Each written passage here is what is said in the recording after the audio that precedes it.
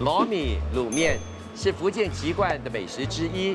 卤面的重点在于卤汁的调制，那卤汁的做法非常的讲究，将卤肉肉汁与高汤熬煮，加入淀粉勾芡之后，再倒入蛋液，均匀的打散。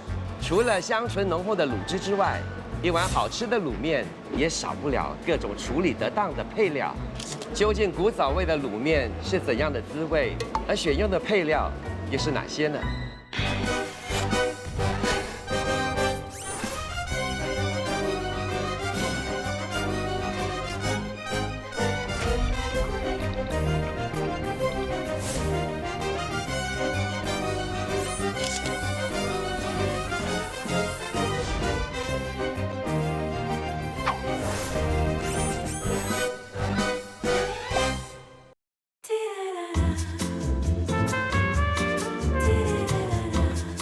？Hello, Patrina. Hello， Hi.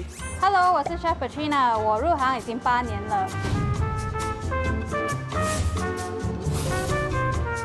我擅长烹饪创意料理，酸甜苦咸鲜，是我希望给顾客的味蕾享受。哇，这是你特地为我准备的吗？。对，这个是鸭糯米。鸭卤面啊。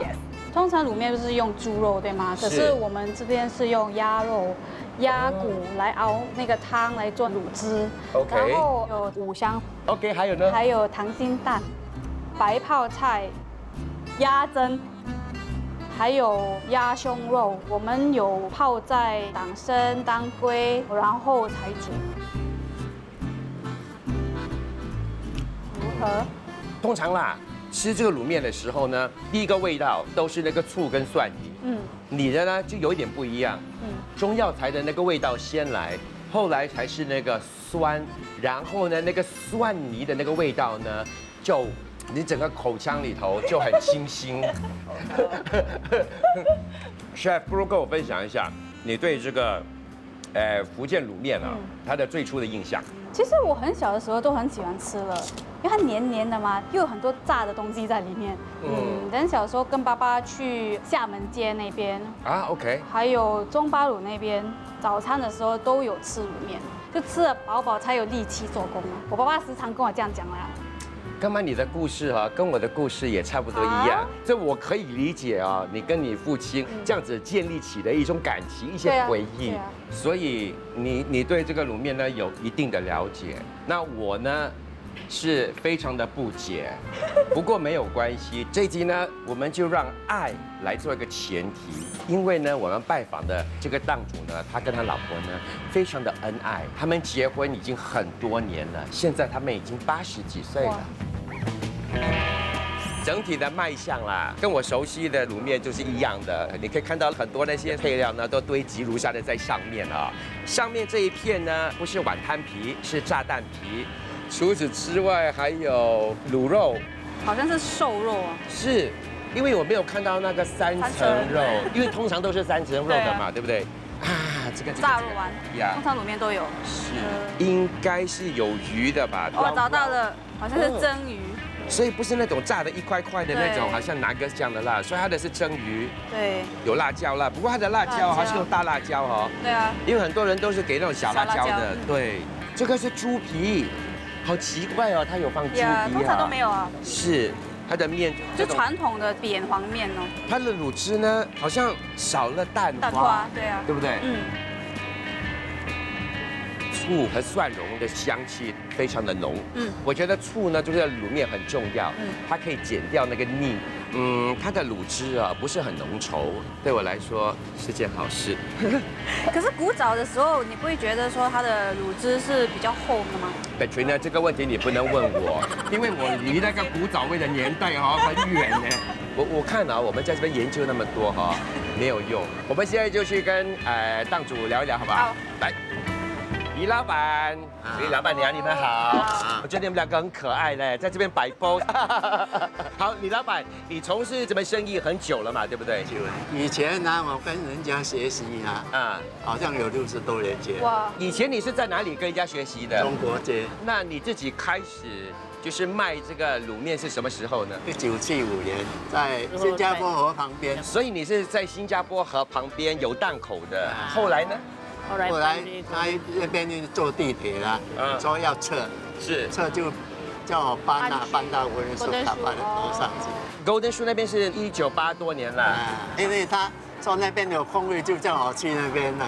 OK， 不过现在因为那边翻新，然后很多的店家都搬迁来，有些就搬下来这边哈。暂时的。以前谁会去吃那些卤面呢？好像码头鼓励店，所以很多的食客都是那边的苦力嘛，对不对？然后我知道在早期啊，那些福建的苦力呢，都是住在那个厦门街啊，还有那个直落亚运街一带啊，就是在码头那边呢进行贸易啊，所以也带动了那边摊贩他们的生意。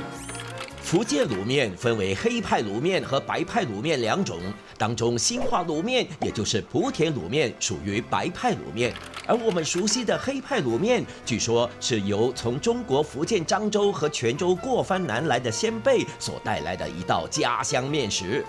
漳州卤面配料丰富，除了一般的卤味和五香肉卷之外，腊肠、猪血、炸猪排都是漳州卤面的特色配料。新加坡的卤面较为接近漳州卤面的煮法，传统的泉州卤面是将面条和猪骨汤一起下锅烹煮，再以花生酱、豆瓣酱、沙茶酱等等调味料提味，接着加入鲜虾、鲜蚝、蛏子作为配料。相较之下，泉州卤面和本地卤面在做法上差距甚大。那老板，早期的卤面是怎么样的？要黏，比较黏哈，好像江湖酱老人喜那么黏的。老人喜欢吃这样。古早的时候，大多是用什么粉来勾芡的呢？番薯粉啊，番薯粉比较香，比较好吃。老板，你的卤汁里面好像没有蛋花哎。没有，给它梅的。那早期当你在学的时候，他们是有放蛋花的，对不对？OK， 所以早期的呢是有蛋花的。我们来说一下哈，你的卤面上面的一些配料吧，因为我们习惯呢吃的鱼哈都是炸的嘛，不过你的是蒸的鱼哈。真的，以前很多肉很大次这样啊，摆在上面。很多次，OK。不过有时吃比较不会小心会梗到哦。这种金不如啊，它很甜，大条，很容易看。就是在处理方面，当然是比较简单一些啊。比如说60年代的那些鱼是炸的还是蒸的？真的，真的，是红红大条啊，放在上面呢，等你这样放在盘里面啊，这样才棒。因为真的比较健康。是，我觉得哈，当我们在跟他们聊天的时候，你一直要分听，你知道吗？你这样子哈，你一定要好像听这边的，然后再接下面的。我跟你讲，你听安迪的，我听安哥的，然后我们 compare OK 好。OK， 所以从古早的时候就有那个肉丸了哈。那卤肉我们都比较习惯3层肉的，不过你们这边的都是瘦肉哈。老人喜欢吃3层肉。好，这个炸蛋皮哈，这个谁发明的？这个炸蛋皮自己发明的。你自己发明的？厉害哦！就是说早期是没有炸蛋皮的，没有那个鲨鱼的，所以我就换这个。另外一个是你有放猪皮哈，早期是有猪皮的吗？没有，还没有啊。很多人说都要吃呢，他说这个有胶质啊。我觉得整体来说，这个是改良式的一个卤面啊。不过今天呢，跟我们的这个李老板跟太太一起聊天的时候呢，我突然间呢，对这个一唱一和这句话呢，有了一个新的定义。好，谢谢你跟我们聊天啊，谢谢。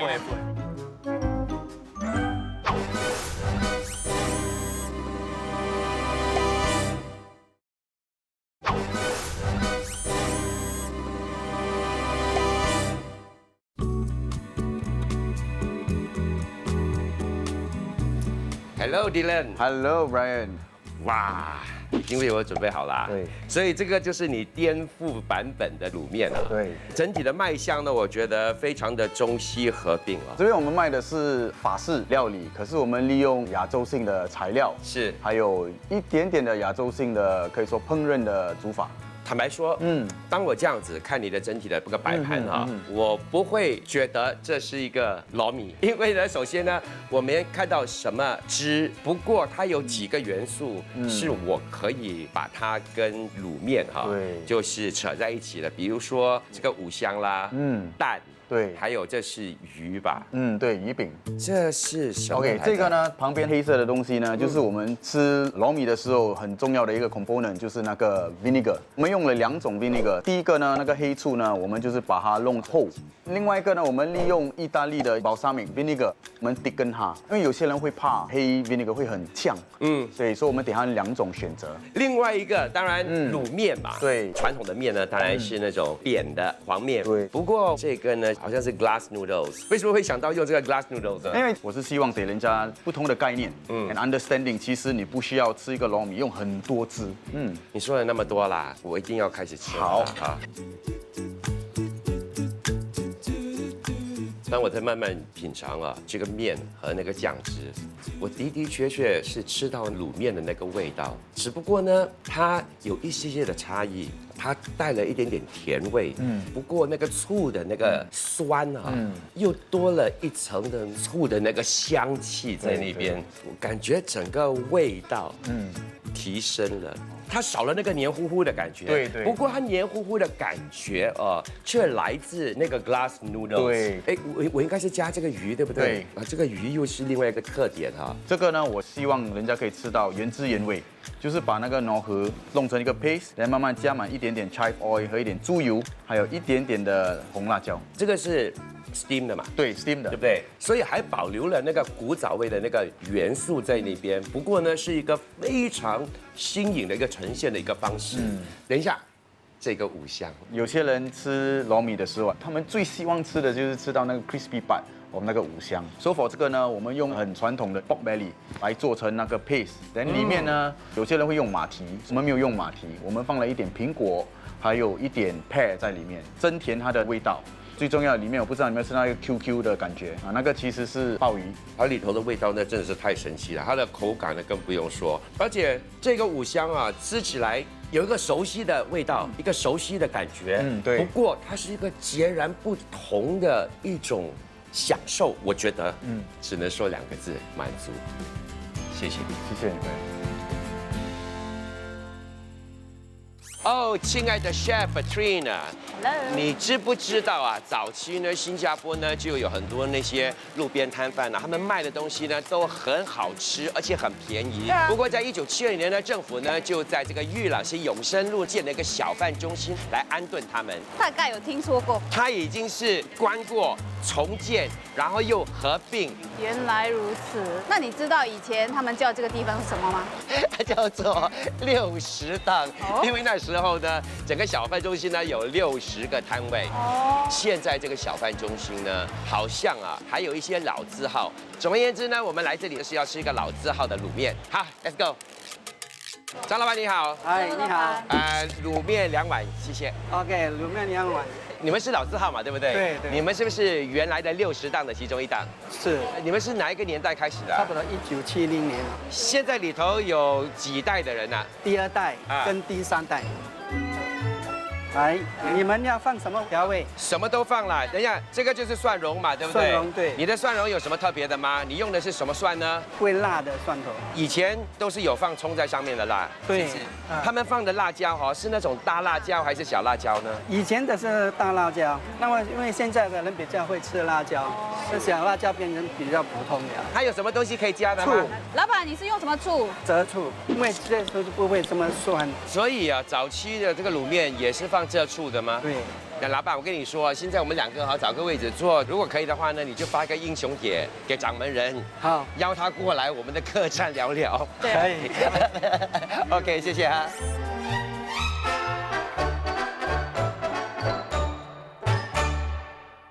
掌门人你好，你的武功有没有传授给他们啊？有啊，我孙子有传给你的孙子了哈。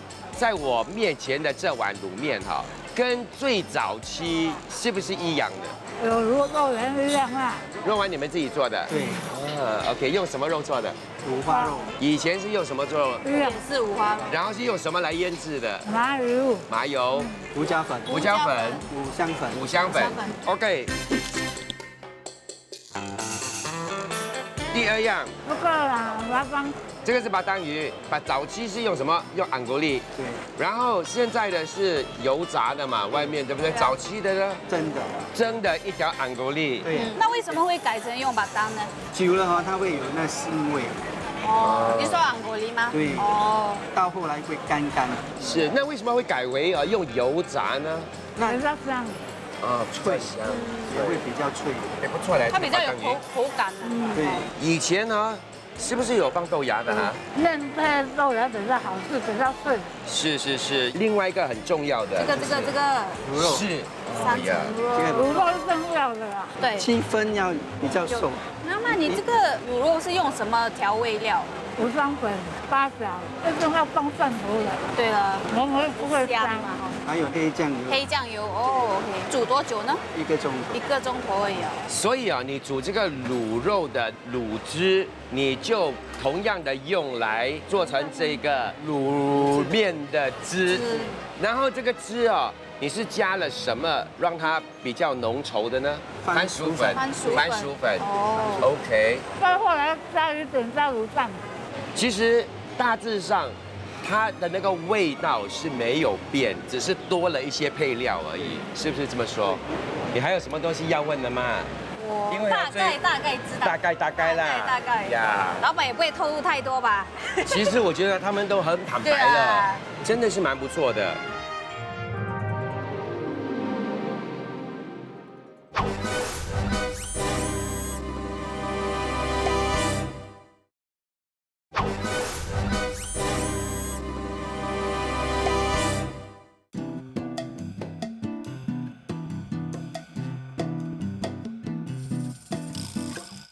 本地咖啡馆林立，每一间都标榜着有自己的风格和特色。我现在所在的这家咖啡馆是一栋单层的建筑物，外墙刷上了粉红色，里头的设计是以简约大方为主。墙上的绘画出自主人 Chef Bill 之手。小小的咖啡馆里，给人一种有如置身在家的舒适感。今天 Chef Bill 特地为我们准备颠覆版的卤面，最大的不同点呢，它是一个无肉料理。这卤汁呢少了这个猪骨它是用了什么来取代呢？它是用了大白菜，还有香菇除此之外呢，当然还有用了五香啦、蒜头啦，还有当归等等的，熬煮大约4个小时。上面不同的那些配料取代的就是有这个豆腐、摘儿。还有香菇，通常卤汁里头都会有蛋花的这里边的这个卤汁就没有蛋花，不过它有温泉蛋，它的最大特点就是温泉蛋上面还撒了几滴我超喜欢的白松露油。当你捧着这碗面的时候，你这么一闻，你除了闻到那个葱当归的那个香气之外呢，还有那个松露的味道，所以呢，对我来说呢，是一大惊喜。这个卤面另外一个最主要的材料当然就是那个面。这里呢，他们不用黄面，他用的呢就是红薯粉条。为什么呢？那个卡路里呢会来的比较低。现在就是试吃的时候了，我要先试试看那个味道如何。现在我更加的明白温泉蛋的作用了，因为当我开始搅拌的时候，那个蛋黄就这样子散开了，就包裹着红薯粉条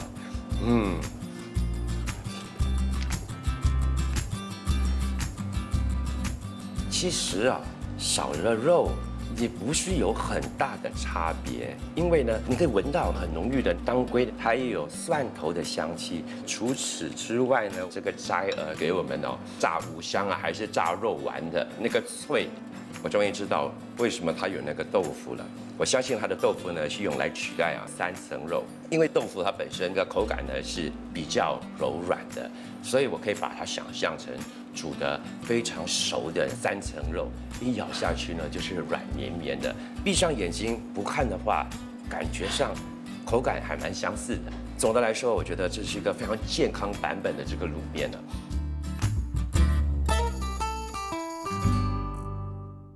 Chef，我跟你说啊，在1950、60年代，新加坡呢大约有3档卤面呢是非常出名的。然后今天呢，我就为你找到了其中一档。来。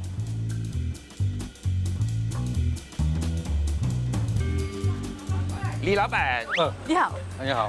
哎呀，动作不用这样大，我有这样吓人吗？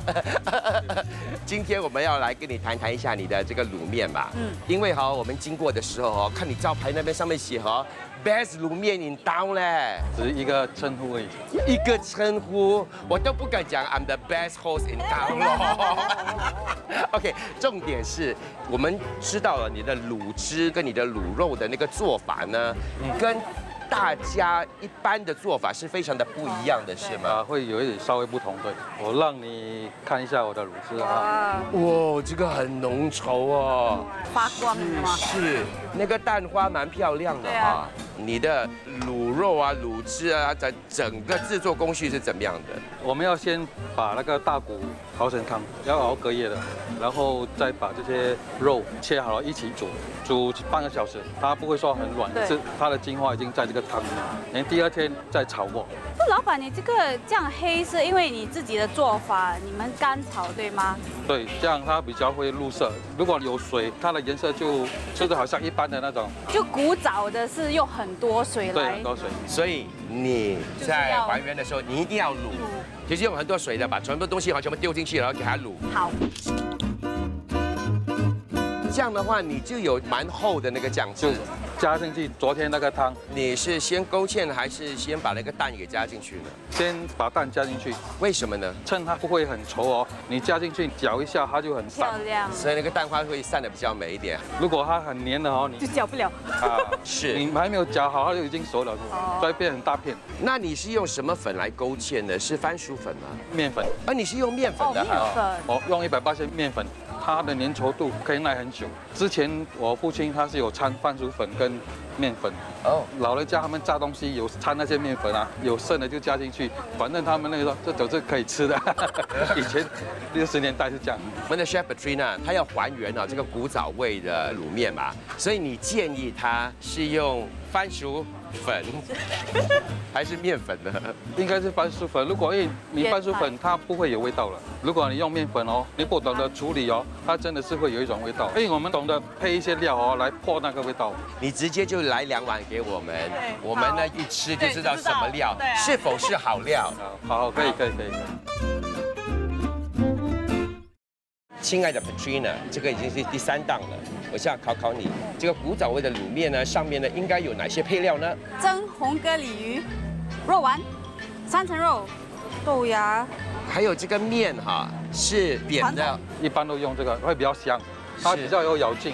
那你记不记得早期你爸爸在做的时候，那时候应该是手工面来的，手工，对。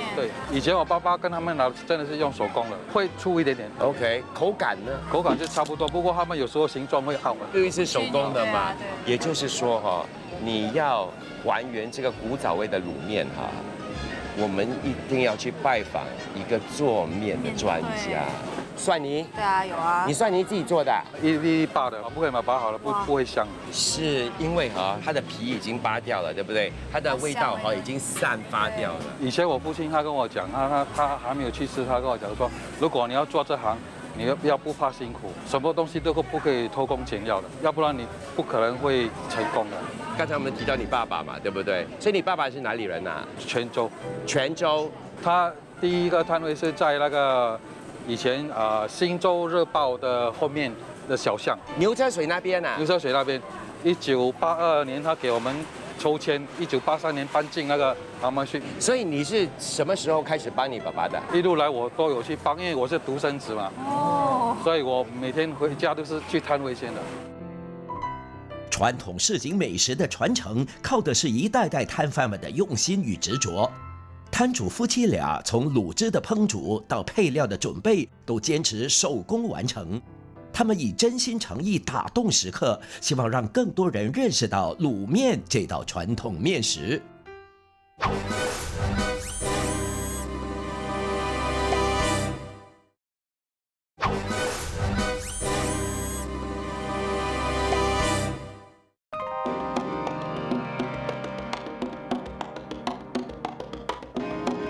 Hi Sharon。 Hi Brian。你好，你好，你好。你好。啊，你会说华语的？一点点。来跟我说一下你的背景好不好？哦，我的妈妈是华人，我的爸爸是葡萄牙人。原来如此，所以啊。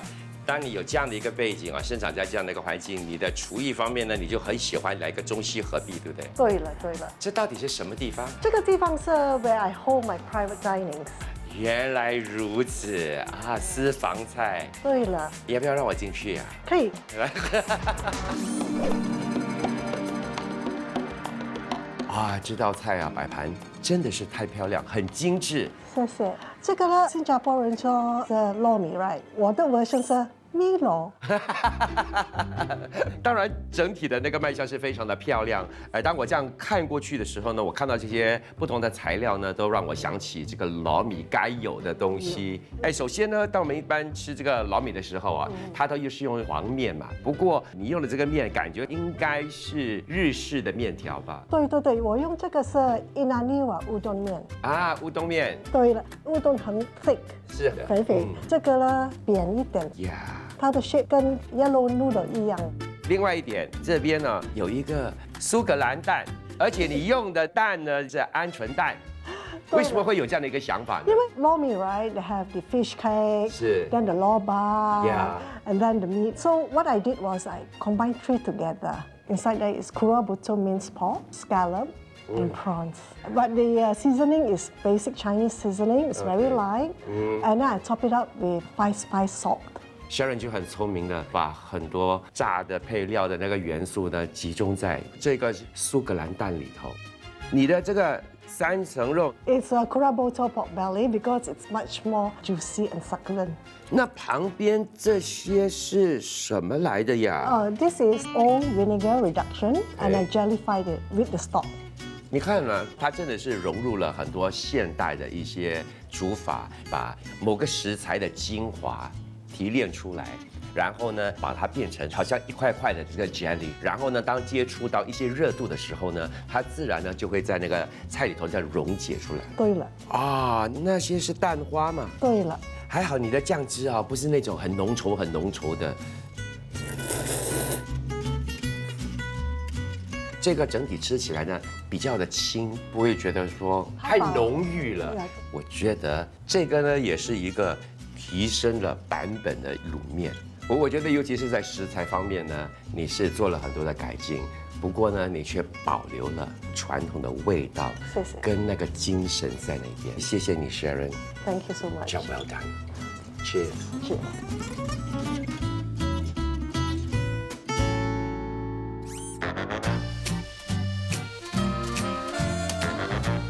Hello, Marcus。Hello， 你好。跟你介绍一下，这位是 Chef Patrina。Hello。你是第几代掌门人啦？我是第3代，公司是成立于1955年，是由我爷爷开始的。啊，虽然公司是成立于1955年，但是爷爷呢，已经早期在家里做面来卖了。啊，你知不知道新加坡啦，早期啦，古早味的那个卤面啊，那个面啊，跟现在的这个面是一样的吗？早期的面呢，没有机器吗？是，就是用手工来切那个面，所以切出来的形状呢比较宽，厚度会稍微比较厚。还有以前只有这种扁形的面哦，没有圆形的面。这个是1960年代后有了机器后，有了圆形的切面刀后，才有这种圆形的面。原来之前所有的面呢都是 fettuccine 来的，没有 linguine 也没有 spaghetti 的。好，那你可以带我们去参观一下，让我们了解啊这个面的制作工序吗？好的，好，请。Marcus 要做这个面啊，它的材料是什么呢？做面最主要的材料就是低筋面粉、碱水、盐和水。所以以前也是一样，碱水可能有一些不同。以前听说在中国他们是用那个稻米烧成灰，然后泡水变成碱水。不过现在呢，我们应该没有拿什么东西去烧啦。对啊。对，现在没有。最早期我们用的是 sodium carbonate， 后来我们改为 sodium hydroxide， 煮起来的面会比较有弹性，口感会比较好。碱水混合在一起就是这个面团。把面团呢就压成这种扁形，就经过这些机器再把它压得更扁，压扁之后呢，就把它切成就是我们现在的手工面，然后把它煮熟，过后就是过冷水把它冷却下来，加油，再经过风扇把它吹干之后，把它切短就可以包装了。为什么要替面加油呢？因为面输了。没有讲真的，为什么要加那个油？而且是什么油来的？以前呢是用菜油啊，那现在的油呢是由供应商配置给我们的了。这个油就是不要给那个面粘在一起。是。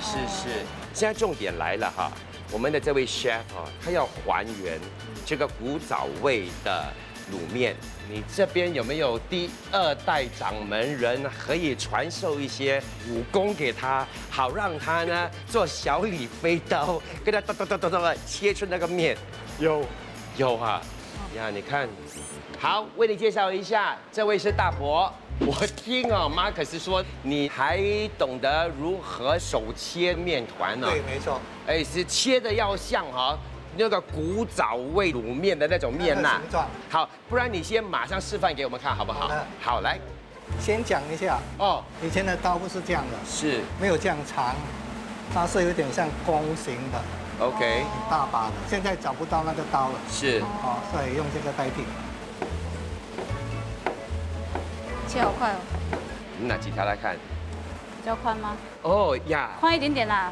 这个我们一看真的是手工的啦。对啊，是这个你的 fettuccine。对，其实这个比较像米包了 ，OK， 其实这个有点像米架，这个有点像米包，所以呢就是要这样的一个层次，你知道吗？这样呢我们就很明显的看出了这个呢就是手工切的面。好，现在轮到你了，大伯过来，我在这边呢跟大伯闲聊一下。那大伯，请问你了哈，你是什么时候学到这门手艺的？50年代。50年代，你是跟谁学的呢？跟我父亲。开始做是做一点点，去外面就是在路边就这样售卖。你还记得你们当时是去哪里卖吗？椰山尾这个Bukit Panjang。你不要笑，我来看你的一下。Hello， 朋友，叫你做的是好像米包，你做的变成像 fettuccine 嘞。Hello， 朋友，不要这样。这样吗？不是这样嘞。大伯，你觉得他的手工怎么样？比较粗了一点。哎呦，以前的面也是一样嘛，切好了一定要拿去煮过先是吗？对。好，那我们就来煮这个面，直接放到里面去。煮这个面有没有什么特别的技巧呢？首先水要很滚，然后下去用筷子搅。那么熟不熟就要看你的经验。哇，是你记得哈，你煮完了之后呢，你还要加油，加油了之后你还要打包回去，因为呢我们还原用的面哈就是这搓面了。谢谢大伯，好。谢谢大伯，谢谢大伯，谢谢。面好了。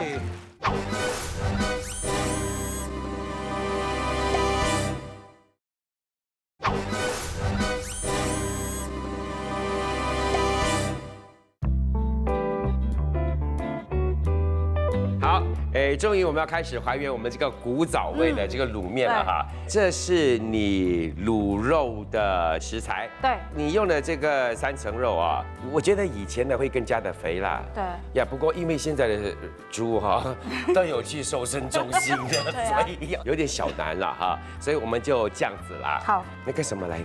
哦，你要看一下吗？要。我们已经熬了1天的高汤。用大骨熬的，哇哦！不止闻到哎，而且要不要尝一下？它看起来很浓稠，感觉好像很好喝这样。里头有什么啊？就是骨、水、点盐。这个是用来焖3层肉的。所以整个卤肉的汤底就是这个。对，所以这个再加上这个3层肉，还有这些香料，还有黑酱油就够了。我们这个是要先切。哦，你是切好了才去卤啊？对，不是整条下去卤哈。都可以，可是以前的时候，因为他们要快嘛，是小贩都没有时间，是先切好。是，我们可以比较大块一点嘛，哈，是不是？可以啊。因为我觉得以前呢，他们就没有去到那么的细腻嘛，对不对？要快又方便嘛。是 ，OK， 差不多了啦，差不多了，就直接就扔进去啦。没有，就我们先腌制一下。哦，还要腌制啊？腌制了，然后最后也是进那个汤啊。对，现在你要开始腌制你的肉了嘛，对不对？对，这个是黑酱油。黑酱油。 OK。可以 massage。哦 ，OK， 好。给点爱心啊！哦，我的爱就是这样多而已，我已经榨干了。来，放一点酱青。 OK。然后我会放一点点的盐。好。好了好了好了，你们下完了。好，下一步骤。 下一步我们要放这些香料进去。是。来，你帮我放。我切这个大蒜嘛。哦 ，OK。哦，你需要我把它全部放在这边，然后你绑。对。OK。放这么多。你整放进去吗？你都没有跟我讲说要放多少。看到好一碗一碗的，就是直接就是整个进了吗？不然这样啦，你自己倒啦，然后我来切啦。 OK， 都可以。所以我们需要的用料有哪些呢？有 fennel。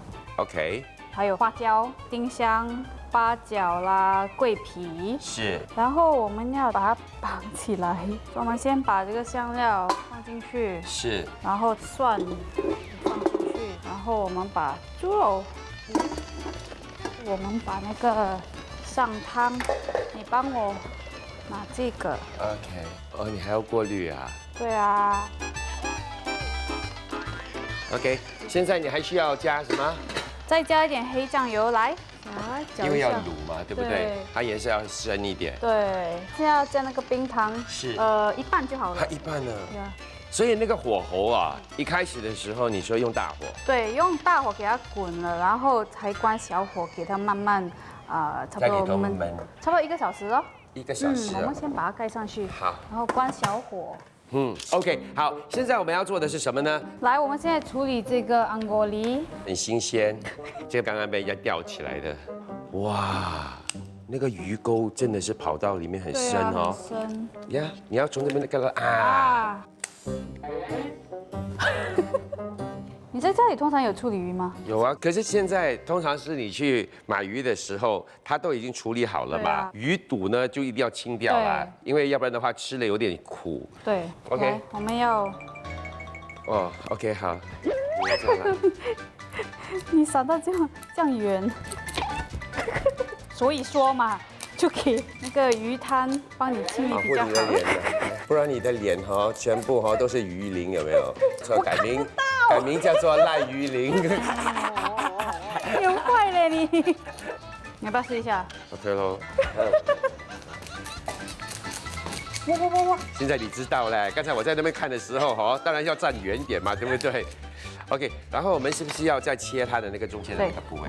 那我们拿去那个清洗一下哈，把鱼鳞给洗掉啦。对。然后我要拿那个盐巴，这个是很 old school 的做法，一定要用盐嘛。OK， 好。哇，清理完了，来，我们放姜片吧。就跟它塞在里头，对不对？一定要放这个姜片嘛，可以去腥。是。我们来蒸那个鱼。OK。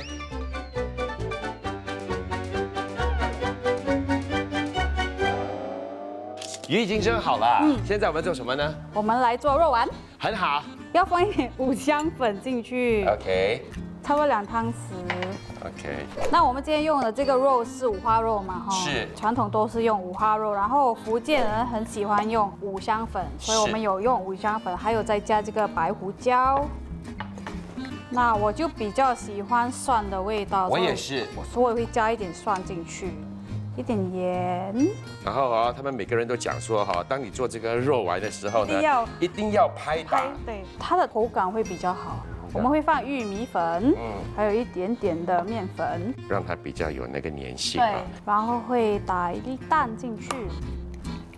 以前呢做鱼丸的时候，他们都是这样子哈，挤了之后呢，拿那个汤匙，然后这样子，然后又挤，然后又来。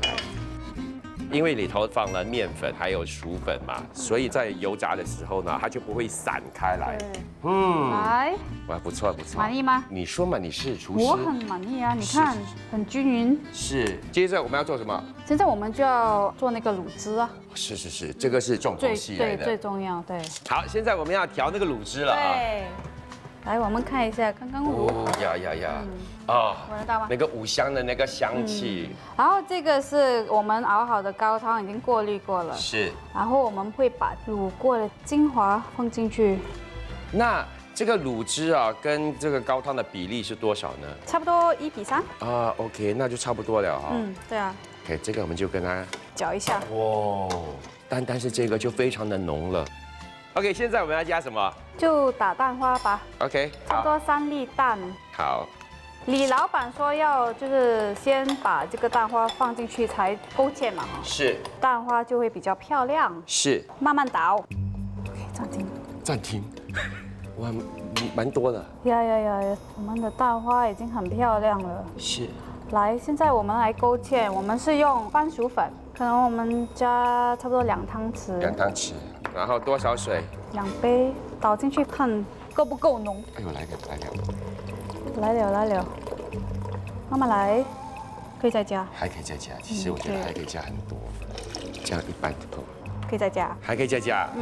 Chef， 你为什么只是用这个番薯粉而已？我们去的那3家都有提到这番薯粉嘛，就我觉得古早味的大多数都是用番薯粉。是比较一致的，大家都是说番薯粉嘛。我觉得现在有一点难搅了，就差不多。到最后啊，全部的粉都用到完了。我觉得已经够浓稠的，你觉得呢？哦，真的吗？我1个小时前就觉得够浓稠了。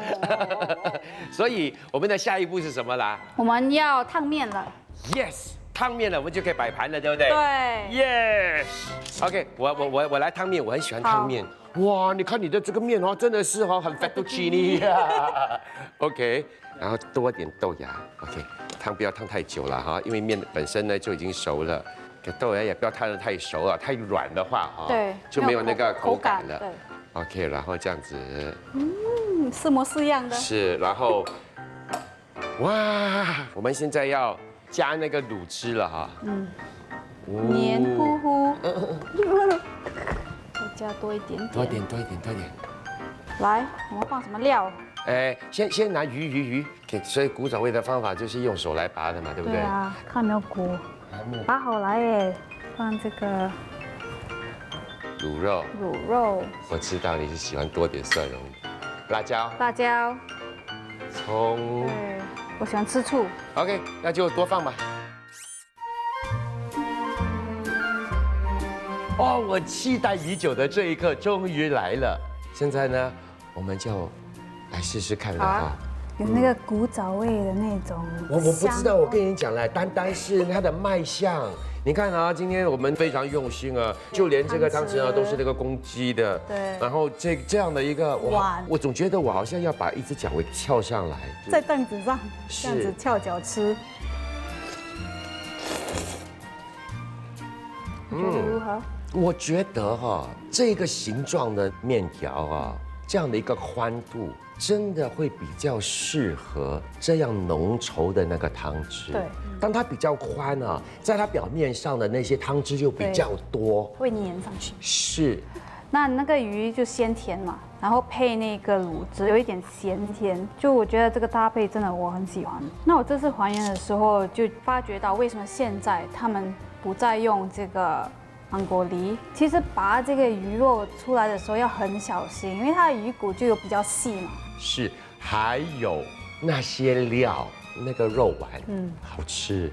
除此之外，那个卤肉卤得恰到好处。够味吗？够，因为有可能是已经切了，所以它的上面、下面2旁都吸收到那个酱汁，都有那个很浓郁的那个卤汁的那个味道在那边。Chef， 这一次就是跟我们玩了1整集你有怎么样的想法？其实很好玩，也学了很多，因为我们到不同的小贩中心，跟很多摊主学了几招嘛，是。那就勾起我小时候就跟爸爸一起真的是到处吃的那种回忆了。然后现在我是厨师，有自己的餐馆，就很少时间真的去吃喝，还有时间跟摊主聊天，所以这个过程真的很开心。在这里呢，非常感谢你今天让我们能够时光倒流60年。谢谢。Yeah, 2 more 60 years. Cheers.